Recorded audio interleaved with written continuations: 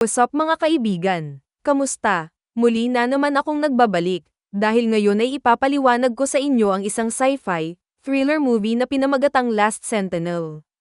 Ang pelikula ay nagbubukas sa isang post-apocalyptic na mundo kung saan ang kasakiman ng tao ay nagdulot ng pagtaas ng antas ng dagat sa isang hindi pa naganap na lawak. Ito ay taong 2063 at ang karamihan sa Earth ay binaha. At 2 kontinente lamang ang natira, at sa kasalukuyan, nakikipagdigma sila sa lupa at para na din sa mga mapagkukunan. Isang military outpost na kilala bilang The Sentinel ang nasa gitna ng karagatan sa pagitan ng magkabilang lupain. Isang crew ng 4 na sundalo ang kumokontrol dito mula sa isa sa mga kontinente.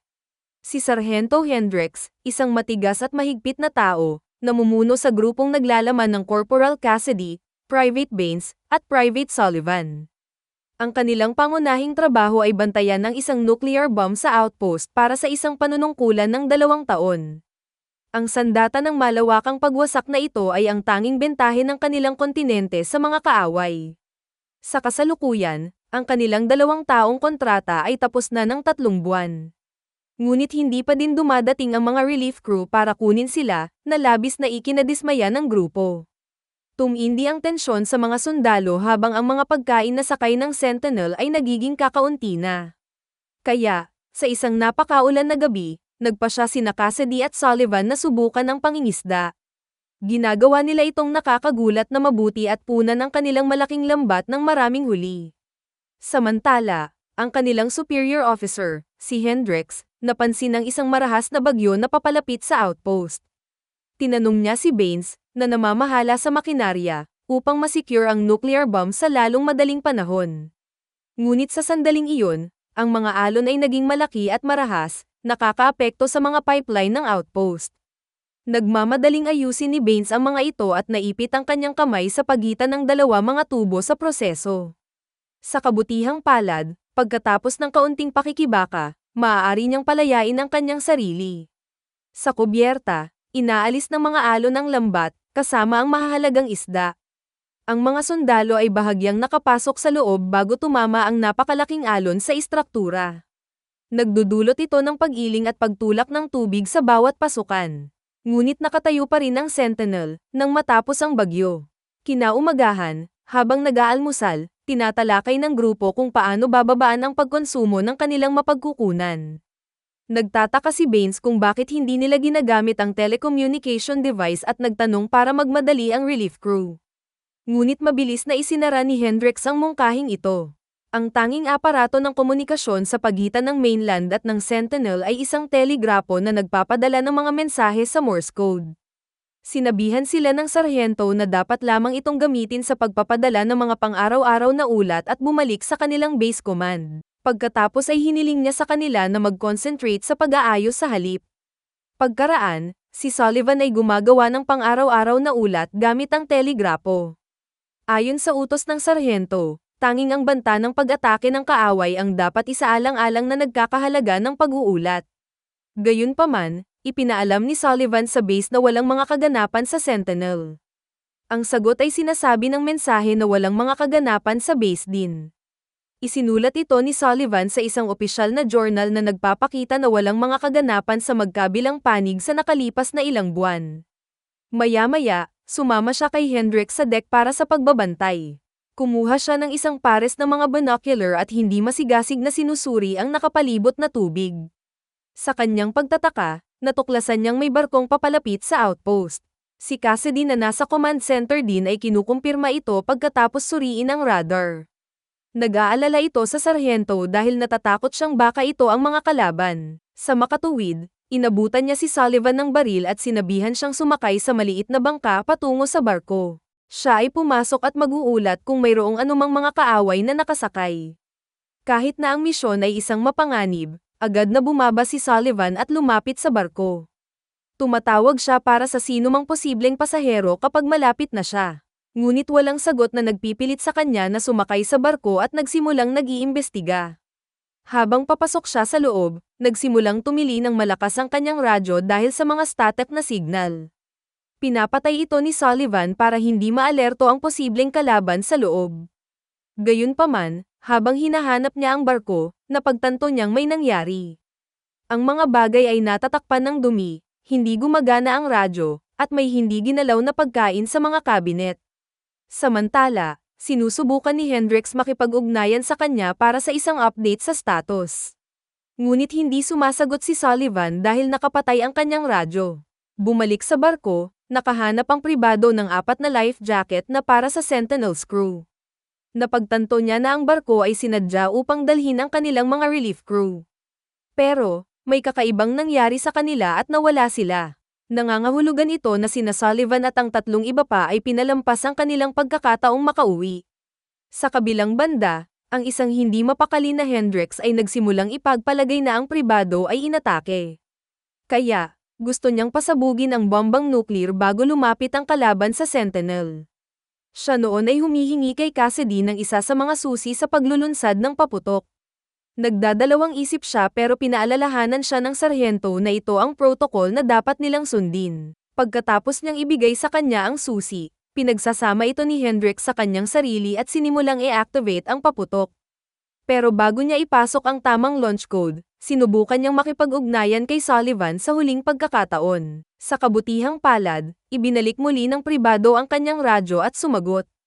Isang nakahingang maluwag na si Cassidy ang nanunood habang kinansela ng sarhento ang nuclear protocol. Gayunpaman, nung hiniling niya ang kanyang susi pabalik, sinabi niyang pinapanatili niya ang dalawa.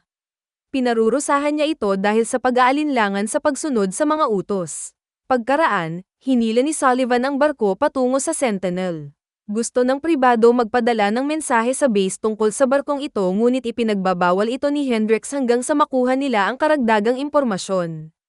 Ikinagalit nito ang mga tripulante at halatang nagsisimula na sila para magsawa sa ugali ni Hendrix lalo na't nasa kanya na ang 2 susi ngayon. Pagkatapos ng mabilis na pagligo, sinusuri ng sarhento ang kasaysayan ng nabigasyon ng barko at isusulat ang lahat ng mga coordinate. Pagkatapos ay inilapat niya ang mga ito sa isang mapa upang sundan ang landas na maaaring mayroon ng barkong kinuha.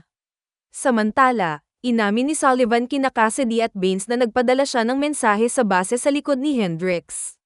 Magkakaroon sila ng sagot sa nakagawiang komunikasyon bukas. Kinaumagahan, nakita ni Hendrix ang lahat ng kanyang 3 subordinate na kainahinalang naghihintay sa tabi ng telegrapo. Dahil ang katotohanan ay tiyak na lalabas sa madaling panahon, inamin ni Baines ang lahat. Nagalit ito sa sarhento ngunit bago pa siya makakilos, tumatanggap ang telegrapo ng sagot. Ito ang parehong mensahe na huling ipinadala ni Sullivan nung gabi. Ngayon, malinaw na sa lahat na matagal na silang nawalan ng ugnayan sa base. Ang telegraph ay paulit-ulit lang sa, walang mga kaganapan, na mensahe na ipinapadala ni Sullivan sa araw-araw. Ngunit sa kabila ng nakakabahalang paghahayag na ito, inutusan ni Hendrix silang lahat na bumalik sa kanilang mga tungkulin. Isang gabi, naabutan ni Sullivan si Baines na pabalik mula sa barko. Umupo ang dalawa pagkatapos upang magkaroon ng pag-uusap tungkol sa mga inumin. Inamin ni Baines na nakalusot siya sa loob ng barko at siguradong maayos niya ito. Nasasabik sa pag-asang makatakas, si Sullivan ay nagmamadaling ibinigay kay Cassidy ang balita at hiniling na umalis siya sa kanila. Pero siya ay hindi naniniwala sa kanya at nag-aalangan na magtrabaho sa likod ng sarhento. Kinabukasan, pumasok si Sullivan sa barko kasama si Baines para tulungan siyang ayusin ang makina. Pagkatapos ng oras ng trabaho, sa wakas ay nagawa na nilang makapagsimula. Pagkatapos ay masayang lumabas sila sa barko, para hanapin si Hendrix na naghihintay sa kanila. Sa una ay pinapagalitan niya ang mga ito dahil sa pagsuway sa kanyang mga order at pag-aaksaya ng oras sa isang bagay na hindi bahagi ng misyon. Pagkatapos ay inutos niya sa kanila na ibaba ang barko para magamit nila ang mga bahagi nito para ayusin ang Sentinel. Iginiit ni Hendrix na hindi niya sila papayagang umalis dahil ang pananatili dito ay kanilang tungkulin, hindi alintana kung ang kanilang panunungkulan ay natapos na. Nagbabanta pa siya na babarilin sila kung hindi sila babalik sa trabaho. Ang mga lalaki ay nag-aalala sa mga pangyayari at natatakot na si Hendrix na nabaliw kamakailan. Kaya naman, nagboluntaryo si Cassidy na makipag-usap sa kanya ng pribado.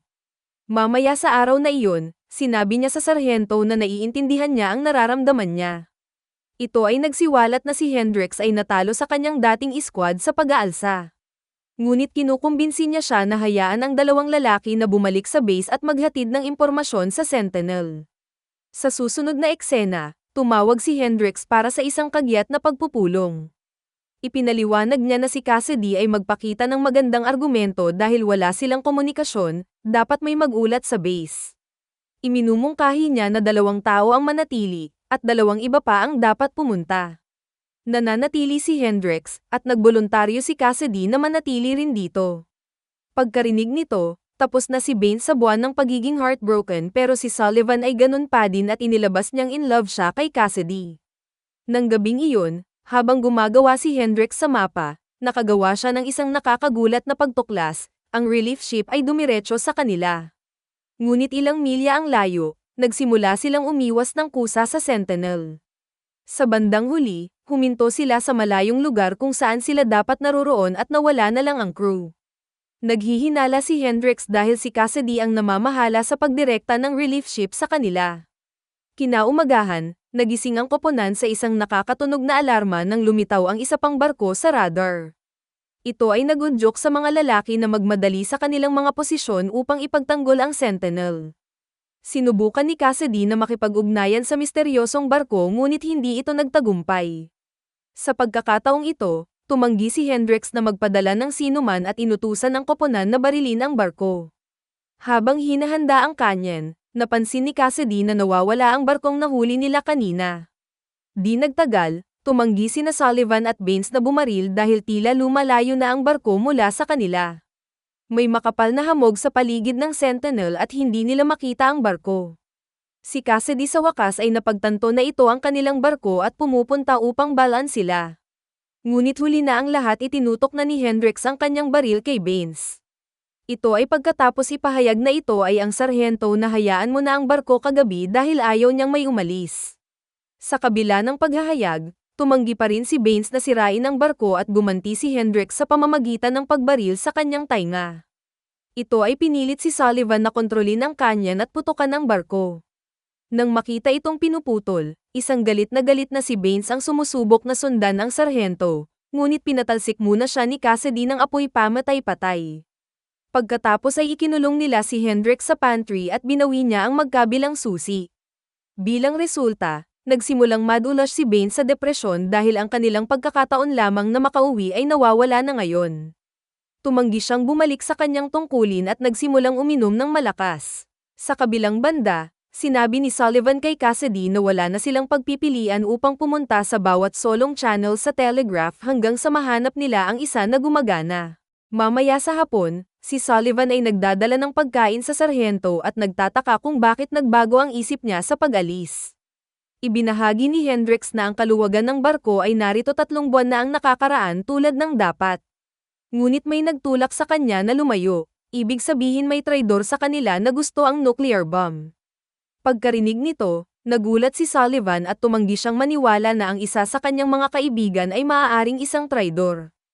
Pagkatapos ay umalis siya, nilock ang pinto ng pantry, sa kabila ng pagsusumamo ni Hendrix na palabasan.